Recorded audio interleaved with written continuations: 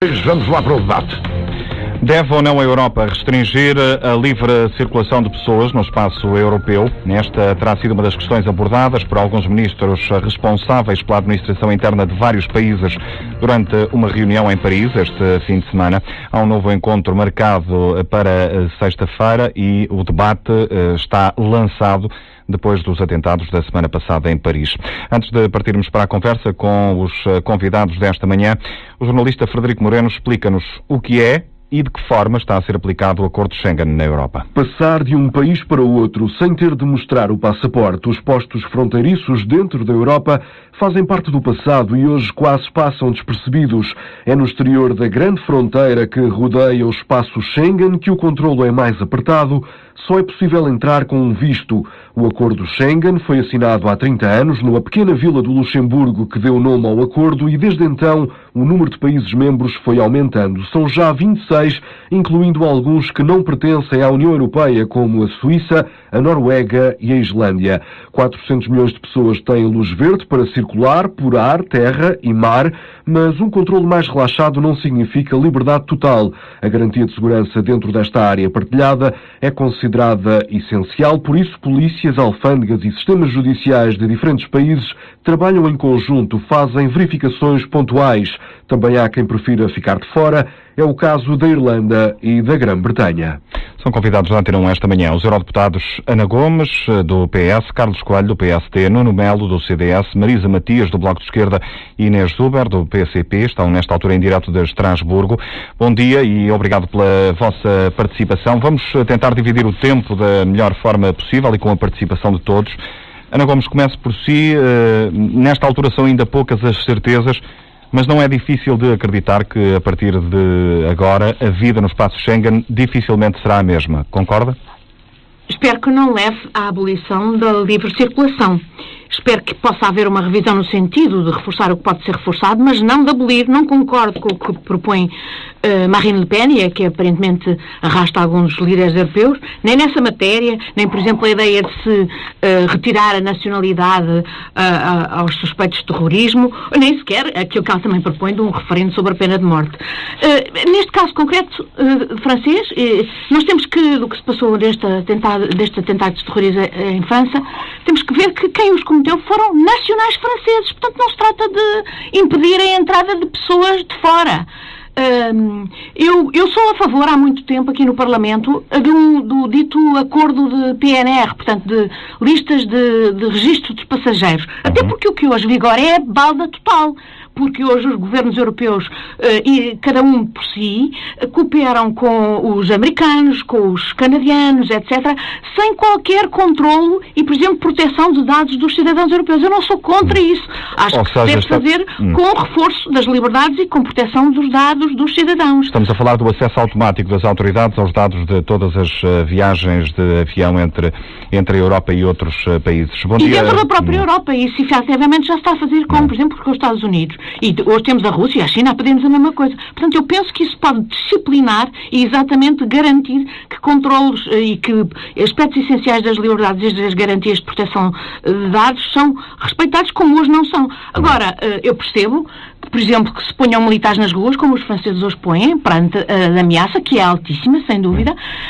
São cerca de 10 mil os agentes das forças de segurança que estão disponíveis. Porque hoje não há já divisão entre o que é fronteira, segurança interna e externa. Vamos ouvir a eurodeputada Marisa Matias, até porque vai ter de abandonar mais cedo este debate. Marisa Matias, bom dia. Bom dia. Deve ou não a Europa restringir a livre circulação ou até que ponto é que pode restringir essa circulação no espaço europeu? Bem, eu estou de acordo com o que disse a Ana Gomes relativamente à restrição da circulação. Acho que não deve restringir. Acho, aliás, que há aqui uma confusão perigosíssima que se está a fazer entre terrorismo e imigração. São coisas completamente diferentes. E se nós entramos neste registro de dizer que é discutindo Schengen ou impondo mais restrições à livre circulação como resposta aos ataques que houve em Paris, que fazem parte da linha do terrorismo e da barbárie, se nós entramos nessa confusão, então já não sei que fronteiras é que existem entre o o quê? Já que estamos a falar de fronteiras, vale a pena falar de que fronteiras é que estamos a falar. De facto, não há nenhuma relação entre o combate ao terrorismo e o acordo de Schengen ou a livre circulação dentro do espaço europeu. Não é atacando direitos e liberdades fundamentais que se combate o terrorismo. Isso é uma outra resposta, mas não passa por aí. Mas, ao contrário da Ana Gomes, eu não estou a favor do registro de passageiros. Aliás, nós já tivemos grandes discussões aqui neste Parlamento relativamente a isso. Penso que ainda em abril deste ano tivemos uma votação e, felizmente, nessa altura o Parlamento foi contra o que se queria fazer relativamente a um acordo de registro de passageiros entre a União Europeia e os Estados Unidos.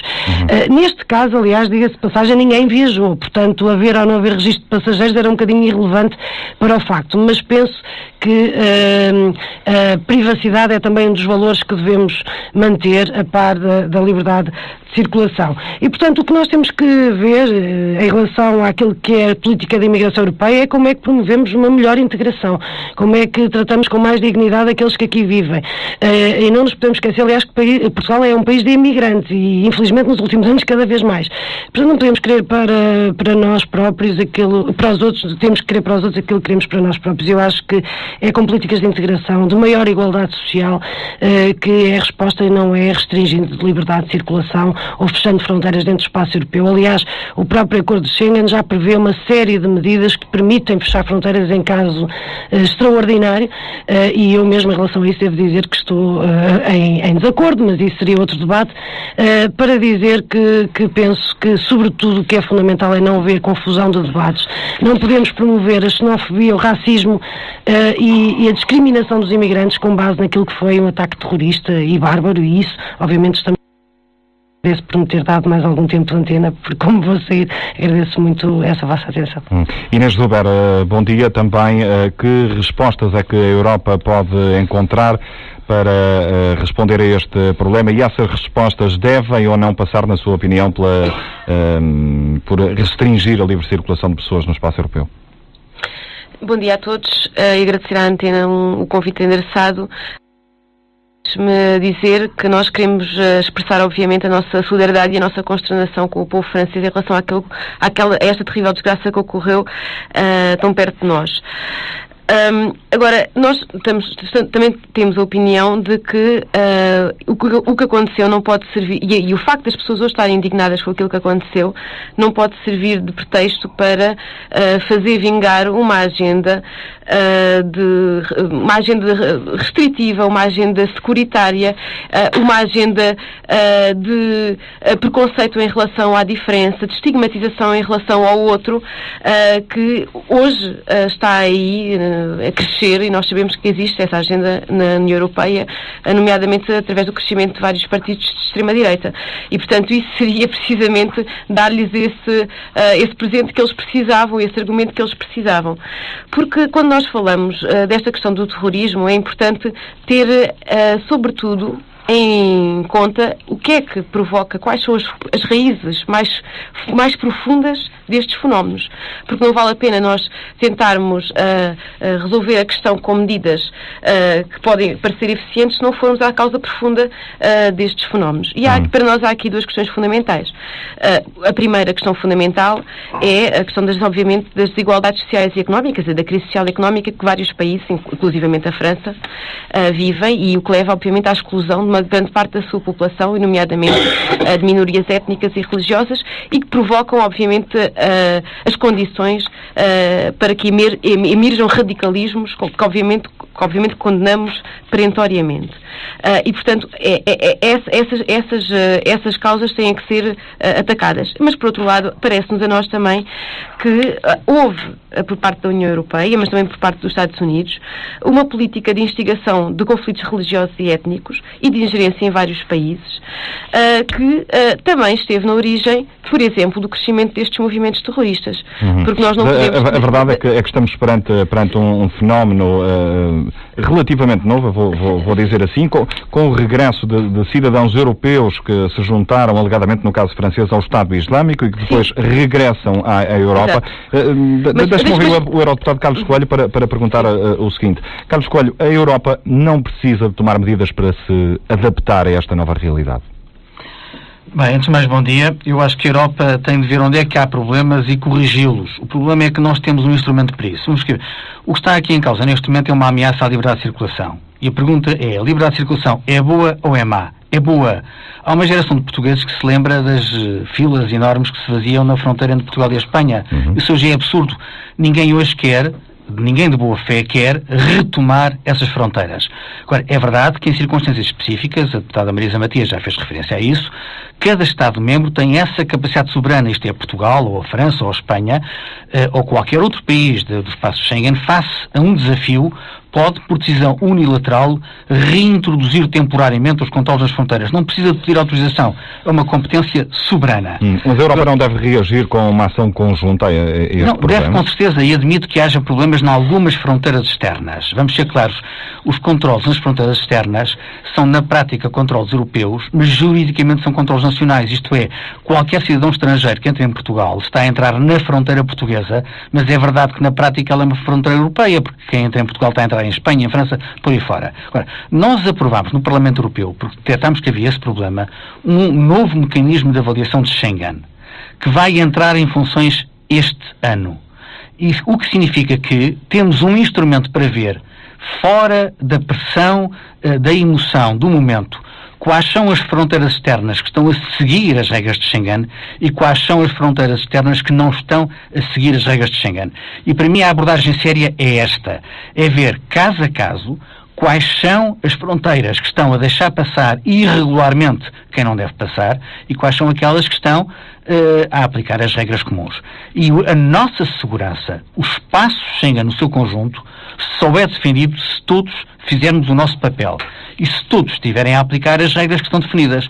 É por isso que me parece um bocadinho extemporâneo estar a dizer que vamos ter que alterar as regras. Não sei se vamos ter que alterar as regras. Não estou de portas fechadas a isso, mas acho precipitado estar a dizer, sob a emoção do acontecimento, que vamos ter que alterar as regras. Nuno Melo, temos que ver se elas estão ou não a ser bem aplicadas. E gostaria de dizer, só para concluir, foi isso que disse Natasha Bertou, a porta-voz do Presidente Juncker, quando não fechou a porta à revisão das regras de Schengen, mas disse, primeiramente, teremos de explorar ao máximo as possibilidades que existem dentro das regras atuais. Nuno Melo, a Europa está a reagir a quente? Bom, a Europa necessariamente reage a quente, o que não significa que reagir a quente seja uma boa atitude. E eu distingo claramente Schengen do PNR, ou Passengers Name Register, que basicamente é o registro do nome dos passageiros, que esteve em discussão e espero volta a estar em discussão brevemente no Parlamento Europeu. Schengen nem sequer significa apenas livre circulação de pessoas. Significa livre circulação de pessoas, bens, serviços e capitais. E não me parece que o que aconteceu em França, no limite e nas suas atualizações, não significa que o que aconteceu em França tivesse que ver com um problema de livre circulação de pessoas. Os cidadãos que cometeram os atentados em França eram cidadãos franceses e esses atos terroristas aconteceriam independentemente de qualquer revisão de Schengen. Agora, se eu entendo... Que terão estado ao serviço do Estado Islâmico, ou que sabemos... Sim, no caso Síria, dos dois irmãos depois... doutrinados pela Al-Qaeda e o terceiro e um quarto elemento, ao que parece, pelo Estado Islâmico. Mas e que depois regressaram à Europa. Agora, isto para dizer o seguinte, eu entendo que Schengen é um pilar fundamental do processo de construção europeu. E não me parece que a sua alteração, neste caso concreto, ou neste tipo de terrorismo, tivesse propriamente uma implicação, pelo menos necessária. Poderia ter, enfim, nós se conjecturarmos sobre a hipótese de vários atentados terroristas, no caso ou no outro, até poderia evitar, mas isso não invalida o prejuízo para o processo de construção europeu. Agora, coisa diferente é o processo de registro de passageiros, ou este PNR. Em relação ao qual eu sou o mais possível a favor. Hoje, quem queiramos ou não queiramos, dispõe da tecnologia e da capacidade de rastrear e utilizar estes dados na prevenção dos atos terroristas são os Estados Unidos. E a Europa beneficiou desse acordo durante muito tempo. Hoje, este PNR existe, por exemplo, em relação aos Estados Unidos, ao Canadá e à Austrália. Não há passageiro nenhum que voe para ou de um destes países sem que a Europa tenha que fornecer os seus respectivos dados. E o que está em causa é a existência de um sistema que de forma integrada permita combater o terrorismo. E eu gostava de recordar, a Marisa cometeu aqui um erro que de resto foi comum a um que a Ana Gomes já cometeu, de querer associar, em certa medida, a austeridade e a integração a estes fenómenos terroristas. Uma coisa não tem nada a ver com a outra. Há pouco a Marisa Matias dizia que era preciso assegurar a integração dos cidadãos para evitar que isto acontecesse. Eu gostava de recordar que os atentados do 11 de setembro aconteceram em 2001.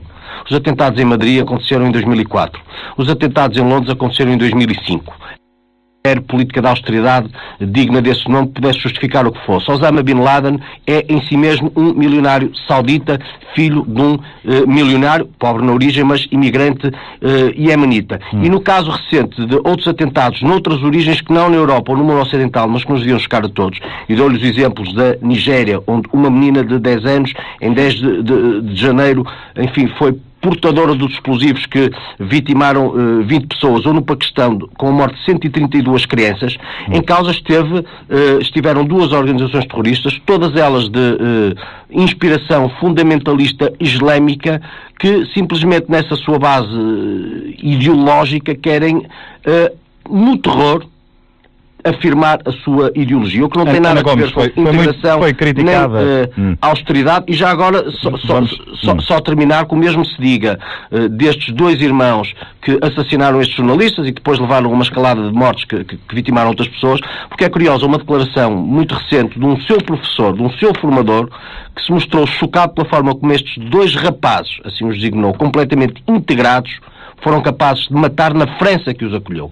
E essa é uma diferença que seria muito algumas críticas nas redes sociais, em particular, por ter associado, deixa-me só explicar, por ter associado, alegadamente associado a estes fenómenos à austeridade. E associo. Pergunte-se a qualquer polícia, a qualquer agente dos serviços de informação, português ou francês, ainda hoje vi um dos chefes da polícia criminal francesa dizer exatamente isto, que não têm tido meios para fazer o que era preciso, para investir na chamada inteligência humana. Por exemplo, agentes que falem árabe, que saibam de ir às redes sociais, detectar exatamente estes fenómenos de radicalização de jovens e para haver programas de prevenção da radicalização, de desradicalização, por exemplo, nas prisões, onde estes rapazes tiveram, de facto, uma verdadeira escola da criminalidade. Eu venho do Iraque, ontem, onde me disseram que cerca de 3.000 dos chamados combatentes do Estado Islâmico são europeus. São tipos como estes franceses que atacaram em França, como hoje, e amanhã podem atacar em qualquer outro país europeu. É preciso perguntarmos porquê que jovens, designadamente de comunidades muitas vezes imigradas, se sentem desenraizados, se sentem alienados social e individualmente e são atraídos, portanto, para estas redes. E temos que ter mais para isso. E é exatamente aí que os governos europeus têm falhado. Como tem dito repetidas vezes o coordenador da luta antiterrorismo da União Europeia, porque os governos não têm trabalhado em conjunto. Quantas vezes é que os serviços de informação não fazem caixinha entre si? Quantas vezes é que em Portugal não vemos as polícias a rivalizar umas com as outras? Ou os serviços de informação a ir fazer, por exemplo, trabalhinhos como aquele que foram fazer os nossos serviços de informação no CEF para desarticular em vez de fazer o que deviam fazer. Carlos Coelho, a austeridade levou a Europa a baixar a guarda, deixou a Europa menos preparada para estes fenómenos? Não, eu sinceramente acho que... Para a prevenção, e percebemos aqui nesta declaração de Ana Gomes que estamos a falar de prevenção e não da origem do fenómeno. Vamos chegar. Admito que aqui e ali haja alguma relação. Por exemplo, eu admito que a perda de eficácia no controle das fronteiras gregas possa ser parcialmente atribuído a uma falta de financiamento do Orçamento de Estado grego por causa da crise que existiu lá. Agora, a forma, Ana Gomes, perdoar-me-á esta referência, a forma como ela fez aquele Twitter permitiu uma interpretação que ela diz que é abusiva, portanto, ainda bem que ela diz que é abusiva. Mas, aliás, basta ver a sequência de tudo o que eu disse na hora. Eu estava com franceses, obviamente comovidos todos, quando misturar aquilo que, na minha opinião, não se deve misturar. Isto é, face a estes acontecimentos, nós devemos de reagir com a cabeça fria e não devemos entrar num discurso mais emotivo que confunde as coisas e não ajuda os dirigentes políticos a terem a sobriedade de darem as respostas necessárias. O que está aqui em causa é responder à pergunta: como é que nós reforçamos a segurança dos cidadãos europeus?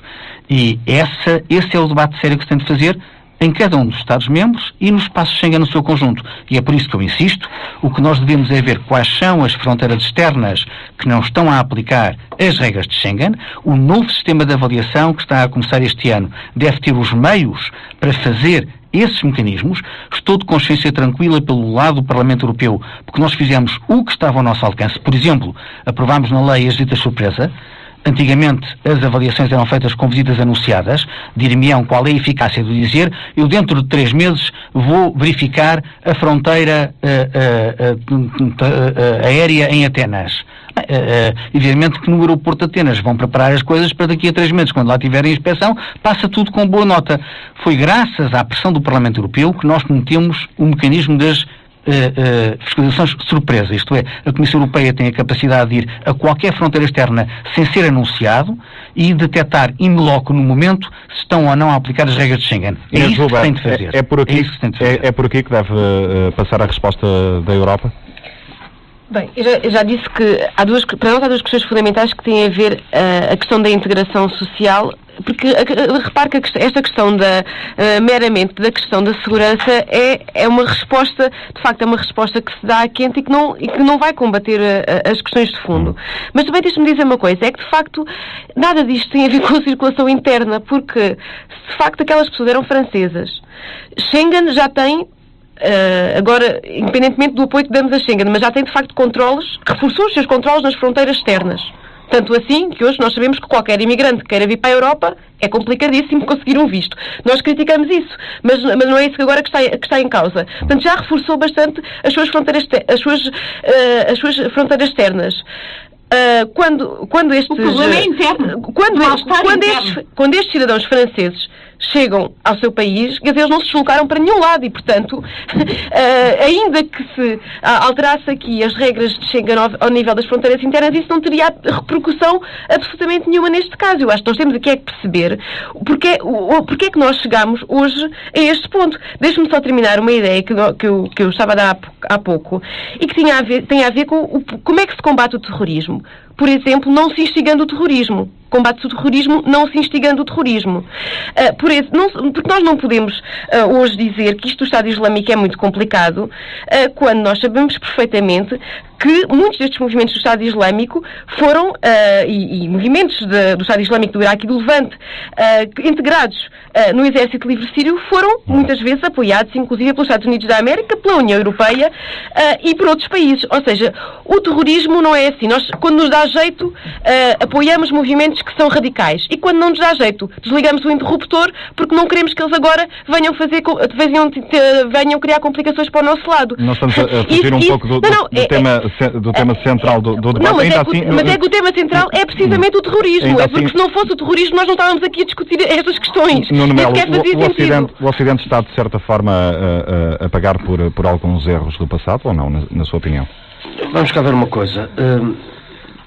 Al-Qaeda, Boko Haram, talibãs, Estado Islâmico, aqueles que hoje fomentam também na Europa atos de terrorismo que vitimam, como sabemos, indiscriminadamente civis, certamente que não se motivam por questões que tenham que ver com integração ou que sejam agravadas pela austeridade, obviamente. Eu volto a repetir, Osama Bin Laden era um milionário, se não se importa, Ana Gomes, deixe-me só usar a palavra. Eu não disse nada. Pronto, mas ia. Vamos cá ver, Osama Bin Laden era um milionário saudita.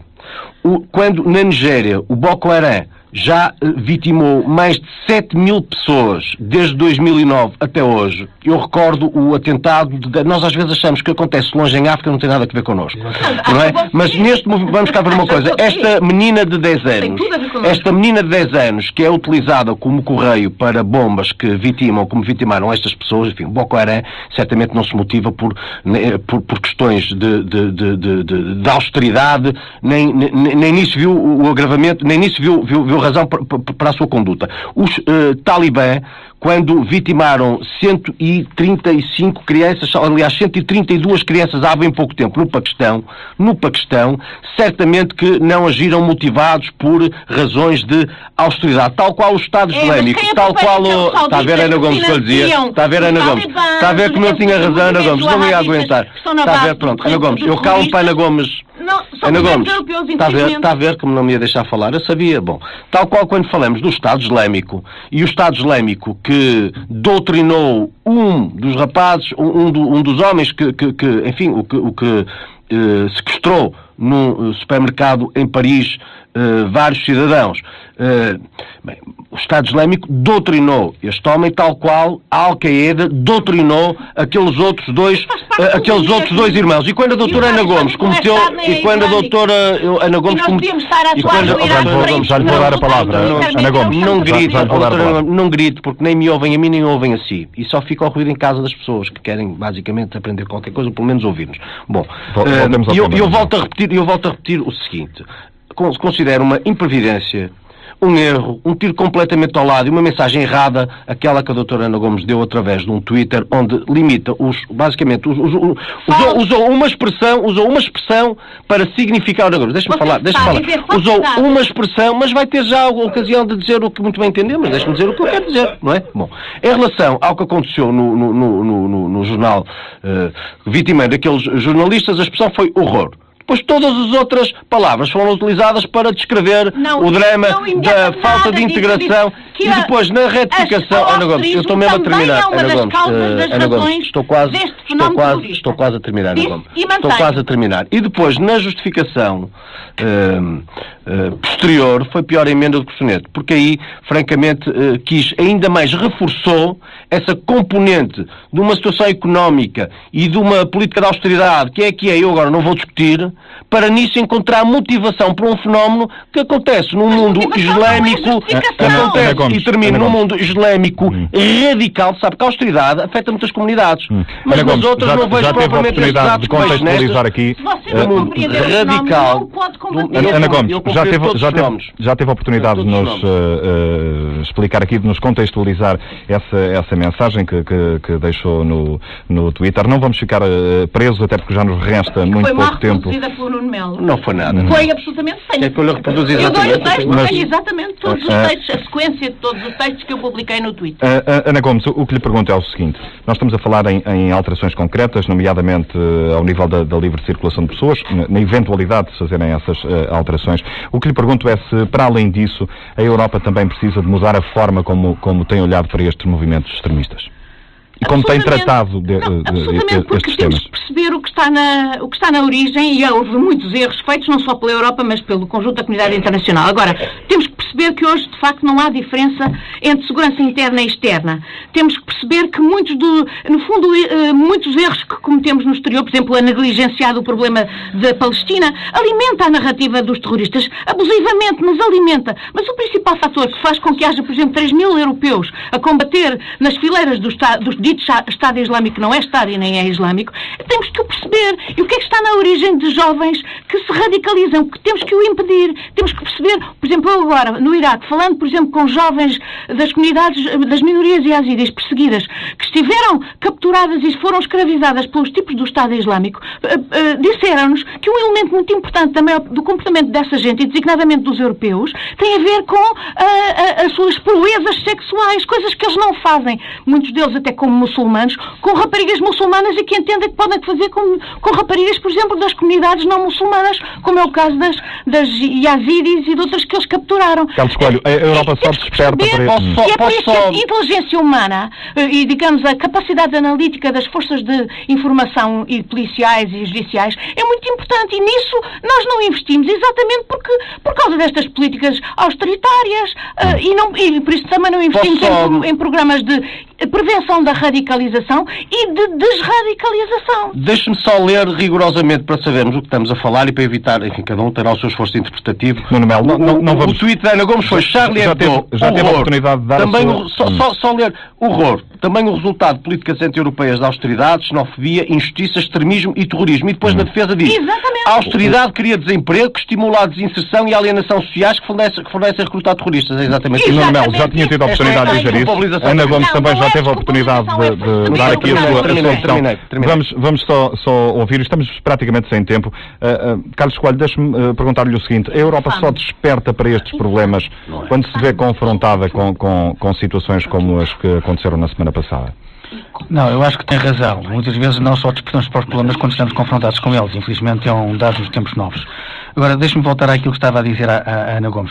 Eu percebo a exigência intelectual de nós perguntarmos o que é que fizemos mal enquanto Europa. Mas vamos ser claros, naquilo que aconteceu, aquilo que esteve mal não foi tanto a nossa falta de prevenção ou falta de segurança, mas foi a circunstância de haver pessoas que não aceitam o nosso modelo civilizacional. Aquilo que aconteceu em França, e que já tinha acontecido noutras partes do mundo, foi a circunstância de haver pessoas que não estão de bem com os nossos valores. E há um problema jurídico, que é um problema civilizacional, que tem a ver com a circunstância de vários países islâmicos terem nos seus códigos penais o crime da blasfémia. Por exemplo, no Egito, um jovem de 21 anos foi neste momento acusado de insultar a religião e condenado a 3 anos de prisão, porque escreveu na sua página do Facebook que se definia como ateu. E o facto de se definir como ateu no Egito levou a que isto fosse considerado uma blasfémia, um insulto à religião, e foi condenado a 3 anos de prisão. Olha, isto não é possível nas nossas sociedades, mas há pessoas que acham que as nossas sociedades deviam ser iguais às outras sociedades. Portanto, há aqui que pôr também o acento tónico de que em muitas destas coisas não somos nós que estivemos mal, mas são outras pessoas que estão mal porque não conseguem adaptar-se aos nossos valores civilizacionais. Inês do Belo, deixa-me só dizer isso, também é errado. Por exemplo, estamos com 30 segundos. Sabendo que os muçulmanos se ofendem com o retrato do Maomé, com uma capa de revistas ou de jornais, como acontece hoje, infelizmente, no Charlie Hebdo. É uma insensibilidade. Mesmo sem tempo, tenho uma última questão para a Eurodeputada Inês do Belo. Inês do Belo, pergunto-lhe se, antes de mais, estamos perante um choque de civilizações. Diga, estamos perante um choque de civilizações. Antes de mais. Poderá querer se instigar esse choque de civilizações, mas eu não creio que estejamos perante um choque de civilizações. Agora, que há fatores que têm que ser combatidos em relação ao terrorismo, têm. Desde já aquilo que eu estava a dizer é fundamental. Não se pode querer que não haja terrorismo no nosso espaço, quando muitas vezes está a financiar e a promover os terroristas no espaço dos outros porque nos dá jeito. E isso é uma contradição incompatível, quer dizer, não podemos fingir que isto não existe. Por exemplo, na Palestina morreram 300 crianças bombardeadas. Isto são os nossos valores, morrerem 300 crianças em bombardeamentos, e toda a gente acha que Israel, por exemplo, é um parceiro completamente normal para a União Europeia, e isso não faz sentido. Os nossos próprios valores, esses próprios valores, eu acho que nós temos que questionar que valores são esses, que também dependendo dos contextos e dos territórios, são aplicados de forma diferente, porque noutros países já não é assim tão mau, enfim, que haja bombardeamentos ou que haja violência. Agora, no nosso território é que isso não pode ser, e nós também temos que refletir um bocado, reflexionar, também temos que fazer esse exercício de reflexividade. O que é que nós pomos do lado de lá, que é tão mau, que depois às vezes nós também recebemos consequências desastrosas. E vamos ter a oportunidade disso, até porque este será um tema que vai marcar a agenda nos próximos meses, seguramente. Agradeço a todos a vossa presença esta manhã nesta emissão especial da Antena 1. Bom dia. Debate Antena 1 à volta das limitações ou não à livre circulação de pessoas na Europa. Vai ser igualmente tema em debate na Antena Aberta depois das 11 horas da manhã.